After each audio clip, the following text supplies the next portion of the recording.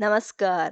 आपण आजच्या व्हिडिओमध्ये बघणार आहोत, की शेतकऱ्यांच्या मागे फक्त नैसर्गिक संकट नसतात, त्यांच्या मागे मानवनिर्मित सुद्धा संकट असतात. म्हणजेच की मानवनिर्मित संकटामध्ये एक महत्त्वपूर्ण संकट असं म्हणजेच की अफवा. या अफवामुळे खताचे भाव वाढवले जातात. यावेळीमुळे शेतमालाचे भाव पडले जातात. अशीच एक आता अफवा पसरवली जाते, की खताच्या भावी वाढीनंतर संदर्भातील अफवा पसरवण्याचं कारण देखील तसंच आहे.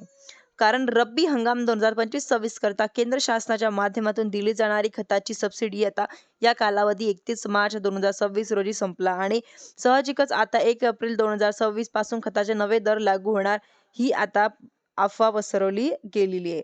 एकंदरीत आपण जर पाहिलं तर 2010 पासून NBA अर्थात खताच्या वरती केंद्र शासनाच्या माध्यमातून खत कंपन्यांना सबसिडी दिली जाते.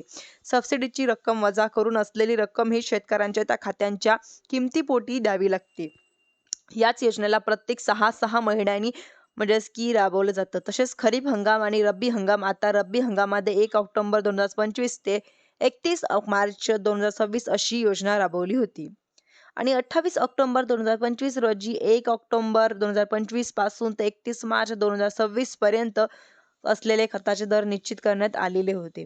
या संदर्भातील आता केंद्र शासनाच्या माध्यमातून राजपत्रक अधिसूचना काढण्यात आलेली होती. 31 मार्च 2026 पर्यंत जी रब्बी हंगामाच्या खताची मुदत संपली आहे ती 1 एप्रिल पासून पुढे 30 सप्टेंबर 2026 पर्यंतचे खरीप हंगामासाठीचे खताचे सबसिडीचे दर निश्चित केले जातील. त्यानंतर अधिसूचना काढली जाईल. परंतु काय कार्यकाळ संपलाय आणि कुठेतरी अशी बातमी आणि नवीन तारखेपासून नवीन खताचे दर लागू होणार, अशी सबसिडी रक्कम बंद झाली.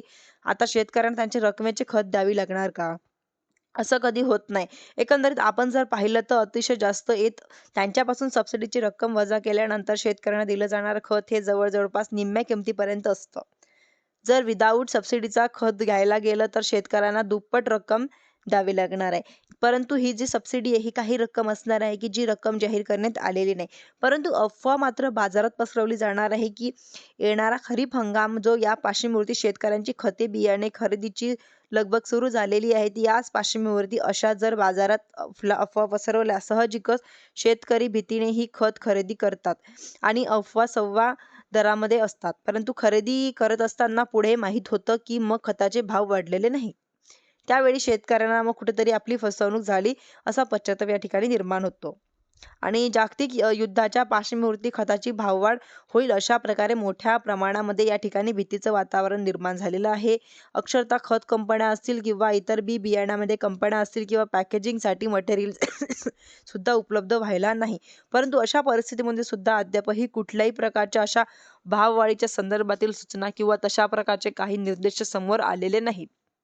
परंतु नक्की जाणून घेणार आहोत, की तूर्तास तरी कुठल्याही प्रकारच्या खताची भाववाढ झालेली नाहीये आणि या खरीप हंगाम 2026-27 करता सुद्धा NBA योजना लागू केली जाईल. या संदर्भातील परिपत्रक त्यांच्या संदर्भातील अधिसूचना काढली जाईल. ती अधिसूचना आल्यानंतर त्यांच्यामध्ये सुद्धा आपण अपडेट नक्कीच घेण्याचा प्रयत्न करू ना. व खरेदी करत असताना कुठल्याही प्रकारची घाई गडबड करू नका.